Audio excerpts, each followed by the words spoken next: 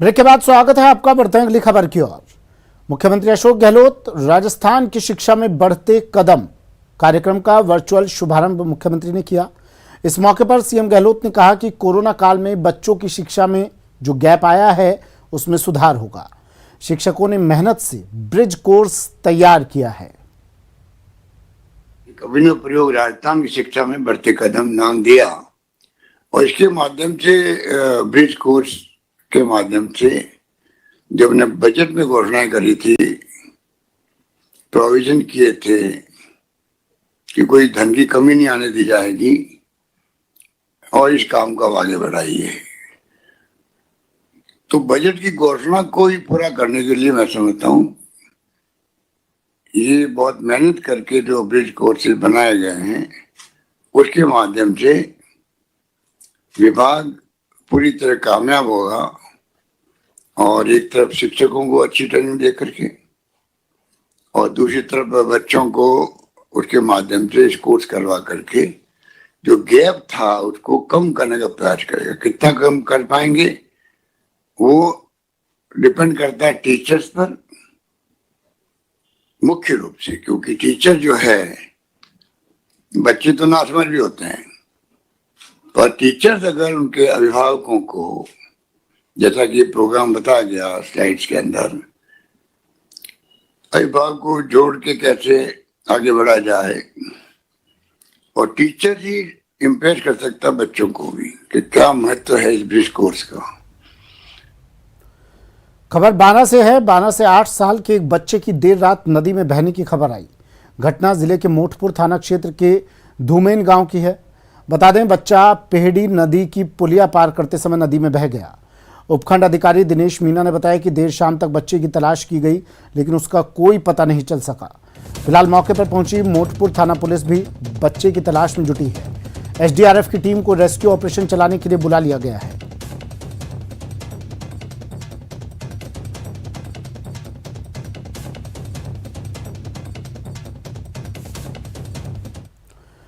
अमरनाथ गुफा के पास बादल फटने से हुए हादसे में नागौर जिले के 4 यात्रियों की मौत हो गई।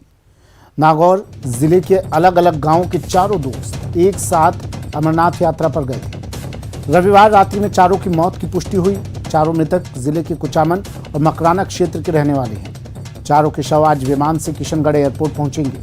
मरने वालों में विजय सिंह, प्रहलाद राम, वीर सिंह और युजवेंद्र सिंह शामिल हैं।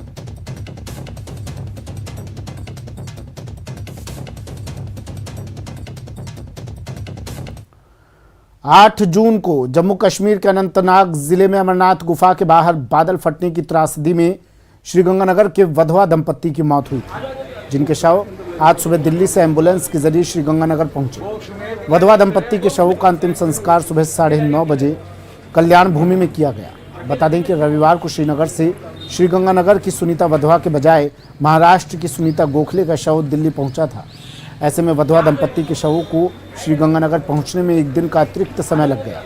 वहीं अमरनाथ त्रासदी का शिकार हुए पूर्व पुलिस अधिकारी सुशील खत्री का शव कल श्रीगंगानगर पहुंचने पर अंतिम संस्कार कर दिया गया था।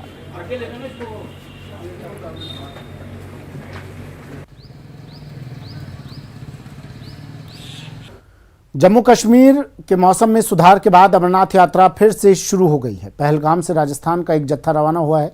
अमरनाथ यात्रा को लेकर श्रद्धालुओं में काफी उत्साह भी नजर आ रहा है। प्रशासन की व्यवस्थाओं से अब श्रद्धालु संतुष्ट नजर आ रहे हैं।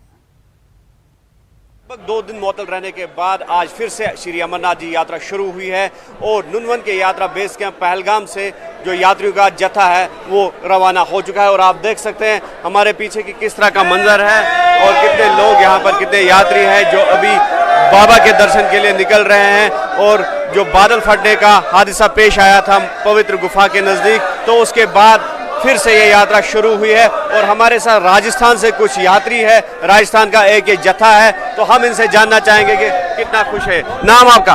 हाँ जी, मेरा नाम ओम प्रकाश सैनी। कहाँ से? हम जयपुर से हैं। जयपुर से आप? तो अभी यात्रा शुरू हुई है, आपको रोका गया था, अब जाने दिया जा रहा है, तो कितना खुश है आप? बहुत खुशी हो रही है और बाबा भोलेनाथ के दर्शन के लिए आज यात्रा चालू हो गई है। तो जो घटना घटी थी, दुखद घटना, तो उसमें राजस्थान के भी यात्री थे जिनकी मौत हुई है, तो कितना दुख है आप लोगों को? दुख तो बहुत हुआ है, लेकिन वो तो दुख है ही, यात्रियों को तो दुख है ही, कैसे नहीं है। पर फिर भी जाना तो है, दर्शन करने के आए हैं तो दर्शन तो करके आएंगे ही, ये मानो। आप कहाँ से? जयपुर राजस्थान से। जयपुर से आप भी है, तो कितना खुश है अभी आप? अभी खुश है कि यात्रा वापस से चालू हुई है, तो अच्छा है कि हजारों लोग जो यात्रा के लिए आए, बाबा के दर्शन के लिए आए, तो वो दर्शन कर पाएंगे उनके। तो व्यवस्था कैसी है अभी? व्यवस्था अच्छी है, इस बार शाइन बोर्ड ने अच्छी व्यवस्था की है, हमारी मिलिट्री फौज ने भी अच्छी व्यवस्था की है यात्रा के लिए। आप भी राजस्थान से होंगे?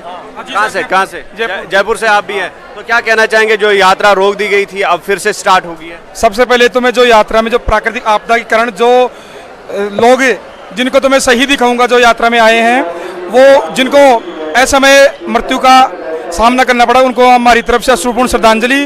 और जो हम लोगों को जो 2-4 दिन रोका गया है उसमें बहुत अच्छी व्यवस्था देखने को मिली, आगे भी श्राइन बोर्ड की तरफ से बहुत अच्छी व्यवस्था देखने को मिल रही है।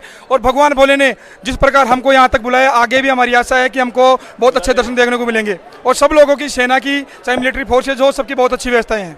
तो अभी जो यात्री आने वाले हैं राजस्थान से या देश के विभिन्न प्रांतों से, तो उनके लिए क्या मैसेज देंगे आप? वो उसको भी आएंगे, वो भी सब आएंगे, आए और बोले कि सब लोग दर्शन करें। अभी यात्रा वापस से चालू कर दी गई है, तो मैं चाहूँगा कि जितने लोग हैं ज़्यादा से ज़्यादा बोले के दर्शन करें। तो आप देख सकते हैं कि किस तरह से जो यात्रियों में जोश और उत्साह है वो बराबर है, हालांकि इनके दिल ज़रूर टूटे हुए हैं। जिस तरह से ये घटना घट गई थी, बादल फटने का जो हादसा पेश आया था, उसके बाद अभी तक जो है हमारे पास तफसील है, उसमें 17 शव जो है उनको बरामद किया गया है और कुछ लोग अभी भी लापता है, लेकिन रेस्क्यू कार्य जो है वो अभी जारी है। और इस बीच जो यात्रियों का जोश है वो कम नहीं हुआ है। चलिए बढ़ते हैं अगली खबर की ओर। पिछले 2 सप्ताह से पेयजल संकट का सामना कर रहे शहर के वार्ड 14 के महिला पुरुषों ने जलदाय विभाग कार्यालय पहुंचकर प्रदर्शन किया और शिकायत सौंपी। वार्ड वासियों ने शिकायत सौंपकर पाइपलाइन की सफाई करवाने, पेयजल सप्लाई समय पर सुनिश्चित करवाने की मांग की। इस दौरान वार्ड वासियों ने जमकर नारेबाजी की। करौली वार्ड 14 के पार्षद राजेश महावर ने बताया कि वार्डवासी पिछले 12 से 15 दिनों से पेयजल संकट का सामना कर रहे हैं, जिसके चलते उन्हें बूंद बूंद पानी के लिए भटकना पड़ रहा है। वार्ड वासियों का आरोप है कि बार बार शिकायत के बाद भी उनकी समस्या का समाधान नहीं किया गया, जिसके चलते क्षेत्रवासियों में भारी रोष व्याप्त है।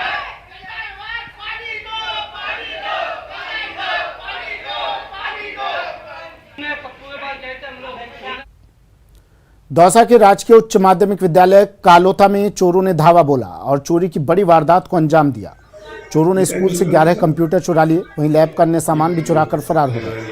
आज सुबह जैसे ही स्कूल खुले और कंप्यूटर लैब में शिक्षक पहुंचे तो सभी कंप्यूटर गायब थे। स्कूल में चोरी की सूचना के बाद कोलवा थाना पुलिस मौके पर पहुंची और मौका मुआयना कर चोरों की तलाश में जुट गई।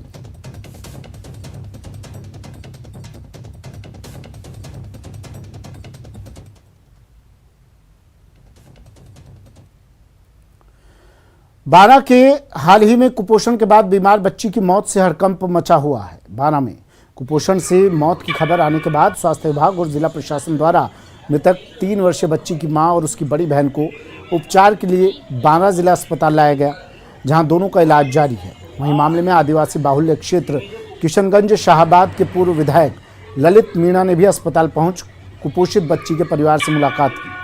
इस दौरान उन्होंने मौजूदा राज्य सरकार पर योजनाओं को बंद करने और कुपोषित बच्चों तक राशन नहीं पहुंचाने का आरोप लगाया है।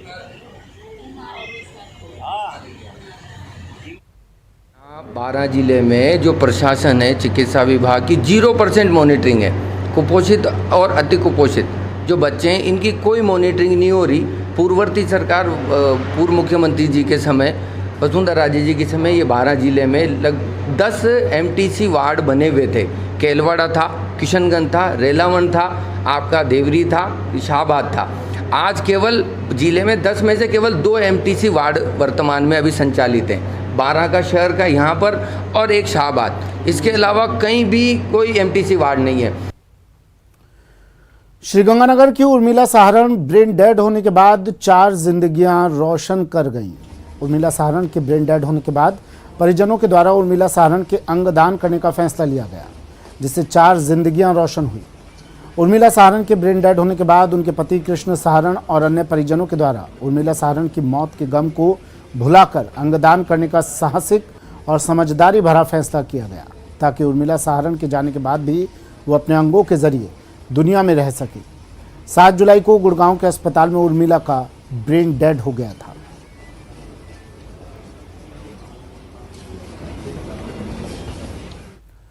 राजसमंद के भीम कस्बे में पुलिसकर्मी पर हुए जानलेवा हमले मामले में पुलिस ने मुख्य आरोपी सहित 2 आरोपियों को गिरफ्तार किया है। पुलिस ने तीनों आरोपियों को गुजरात से गिरफ्तार कर नाथद्वारा कोर्ट में पेश किया, जहां से कोर्ट ने आरोपियों को 5 दिन की पुलिस रिमांड पर भेज दिया। बता दें 29 जून को कस्बे में ड्यूटी पर तैनात कांस्टेबल संदीप पर हमला हुआ था। फिलहाल पुलिस वारदात में लिप्त अन्य लोगों और हथियार के बारे में आरोपियों से पूछताछ कर रही है। भीम डिप्टी राजेंद्र राठौड़ मामले में खुद जांच कर रहे हैं।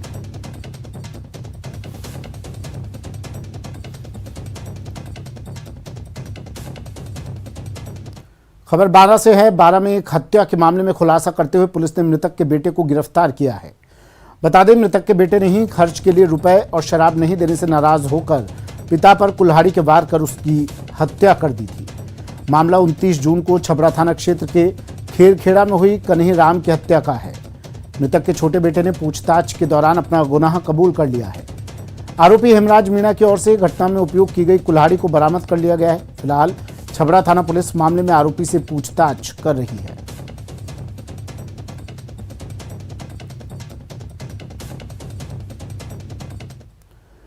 टोंक की दूनी तहसील के देवड़ावास में पीएचसी की बिल्डिंग भ्रष्टाचार की कहानी बयां कर रही है। अस्पताल की बिल्डिंग का अभी उद्घाटन ही नहीं हुआ, उससे पहले आई बारिश ने 1 करोड़ 87 लाख की लागत से बनी पीएचसी के घटिया निर्माण की पोल खोलकर रख दी है। देवड़ावास अस्पताल की बिल्डिंग में पड़ी दरारें घटिया निर्माण का सबूत है।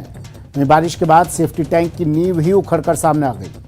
सरकार ने बेहतर चिकित्सा सुविधा के लिए अस्पताल की बिल्डिंग बनवाई। घटिया निर्माण ने सरकार के दावों की पोल खोलकर रख दी है। पीएससी को हैंडओवर किया था, उस टाइम पीएससी में कोई भी दिक्कत नहीं थी, ना कोई दरार थी, ना कोई, सब कुछ क्लियर था। उसके बाद में जैसी बारिश हुई है, पीएससी की जो भी बिल्डिंग है उसमें बीच में थोड़ी दरार पड़ गई है और जो सीवेज टैंकर हैं वो चारों तरफ से उनमें मिट्टी धस गई है। जैसलमेर में एक राष्ट्रीय पक्षी मोर की दर्दनाक मौत से वन्य जीव और पर्यावरण प्रेमी काफी खफा हैं। जिले के देगराय ओरण इलाके से गुजर रही हाईटेंशन बिजली की लाइनों से टकराकर राष्ट्रीय पक्षी मोर की मौत हो गई। वहीं इस हाईटेंशन लाइन से टकराकर अक्सर पक्षियों की मौत से ग्रामीण और पर्यावरण प्रेमी काफी आहत है। उन्होंने बताया कि हालांकि पक्षियों के लिए इन हाईटेंशन लाइन पर बर्ड डाइवर्टर लगा रखे हैं, मगर वे किसी काम के नहीं हैं। ग्रामीणों ने मांग की है कि इन बर्ड डाइवर्टर की जांच करवाई जाए, साथ ही इन हाईटेंशन लाइनों को भूमिगत किया जाए।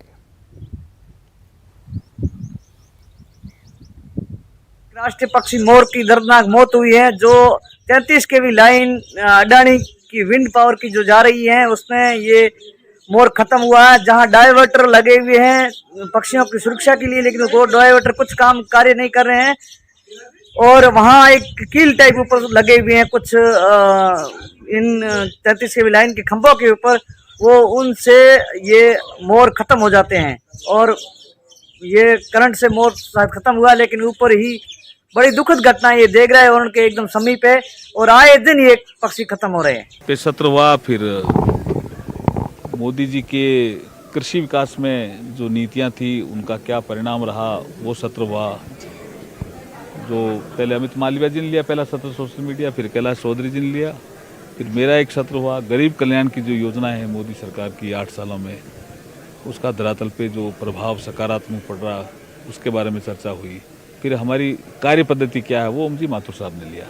इस तरह से 4 सत्र हुए हैं अभी तक, अभी लंच है, फिर सत्र होंगे हमारे। ये प्रशिक्षण का जो कार्यक्रम है इसमें हमारी जो विचारधारा है वो भी पुष्ट होती है और कुछ सरकार में रहते हुए जो नए डेवलपमेंट होते हैं, जो निर्णय लिए जाते हैं, वो कार्यकर्ताओं तक सीधे पहुंच जाते हैं और ऑथेंटिक पहुंच जाते हैं। इसलिए प्रशिक्षण का महत्व है हमारी इस कार्य पद्धति में। आगामी वर्ष में चुनाव होने वाले हैं, चुनाव के साथ कोई ट्रेनिंग का तालमेल नहीं है जी। हम कार्यकर्ताओं को लगातार पुष्ट करते रहते हैं, हमारी हर योजनाओं के बारे में बता रहते हैं, इसलिए ट्रेनिंग हमारे कार्य पद्धति का हिस्सा है। चुनाव से इसका लिंक नहीं है।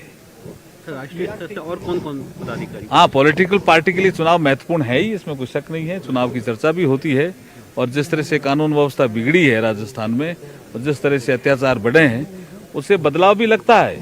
लेकिन कार्यकर्ताओं को अभी जो हम ट्रेनिंग दे रहे हैं वो हम विचारधारा और जो मोदी जी ने जो अच्छे निर्णय लिए हैं उनका धरातल पे इम्पैक्ट, हाँ चुनाव में इनका हम कैसे उपयोग ले सकते हैं, ये भी एक सूत्र रहते हैं बताने के। कल राष्ट्रीय अध्यक्ष भी आ रहे हैं, वो जानकारी प्रदेश अध्यक्ष देंगे। Thank you, thank you, thank you.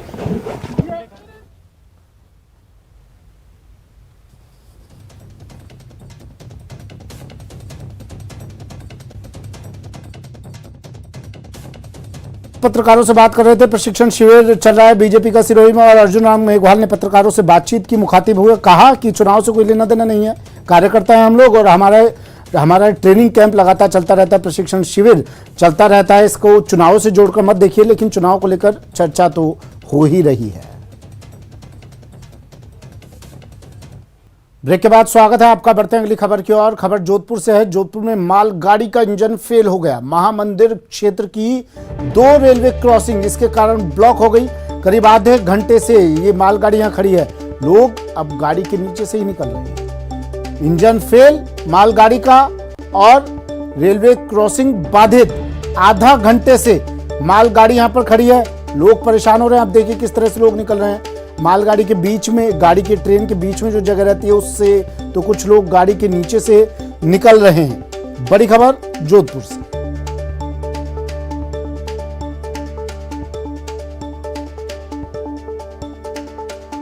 देखिए स्कूली छात्र भी, चंद्रशेखर मेरे सहयोगी हमारे साथ जोधपुर से फोन लाइन पर जुड़ गए हैं।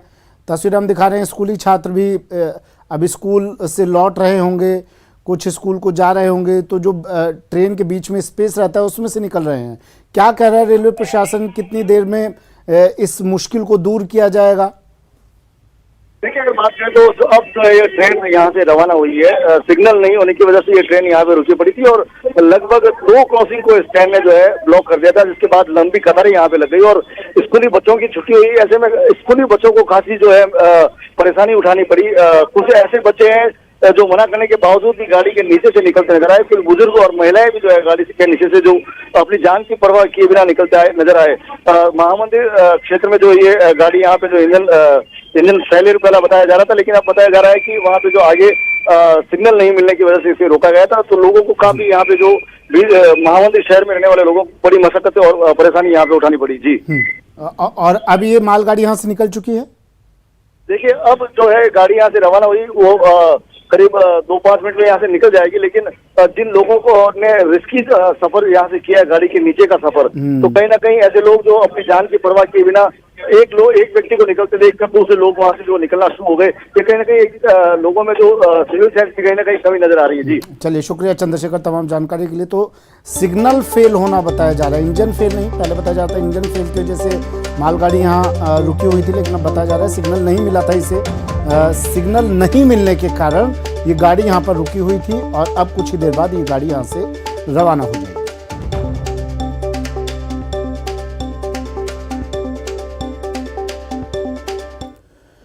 भारतीय दिग्गज क्रिकेटर मिताली राज की अगुवाई में भारतीय टीम 2017 वर्ल्ड कप के फाइनल में पहुंची थी, मगर इंग्लैंड ने भारत का सपना तोड़ दिया था। रोमांचक मुकाबले में भारत को 9 रन से हार मिली थी, लेकिन जिस तरह से भारत ने प्रदर्शन किया था उसने हर किसी का दिल जीत लिया था और भारत में भारतीय महिला क्रिकेट टीम का भव्य स्वागत हुआ था। हार के बाद भी पीएम टीम के खिलाड़ियों से प्रधानमंत्री ने मुलाकात की थी। उस समय टीम का कप्तान रही मिताली राज ने एक रियलिटी शो में उस हार के बाद पीएम मोदी के साथ अपनी मुलाकात के बारे में बताया। सुनिए क्या कहा। मुझे आपसे ये पूछना है कि जब भी आप फर्स्ट टाइम हमारे जो प्रधानमंत्री है मोदी जी उनसे मिली थी, तो तभी आपको कैसे लगा था, आपकी क्या फीलिंग थी तभी? जब हम 2017 वर्ल्ड कप के बाद वापस आए थे, तो जिस तरीके से हमारी रिसेप्शन हुई है एयरपोर्ट पे और हमारे ऑनरेबल प्राइम मिनिस्टर ने जो हमें टाइम दिया था, हर एक लड़की को उन्होंने नाम से पहचाना, हर एक लड़की का क्वेश्चंस उन्होंने आंसर किया। तो आई थिंक ये बहुत it is a matter of honour कि आपके प्राइम मिनिस्टर ने टाइम लेके नेशनल टीम को अप्रिशिएट किया है, जबकि हम हार गए फाइनल्स में, लेकिन उन्होंने एक चीज़ बताया कि आप हारने के बाद भी आपने इतने सारे लोगों का दिल जीता है। So it was such a inspirational line coming from our honorable prime minister. क्या बात है, क्या बात है। चलिए बुलेटिन में फिलहाल इतना ही। ब्रेक लेंगे, ब्रेक के बाद दिखाएंगे 2 टूक सहयोगी स्वप्निल के साथ। है।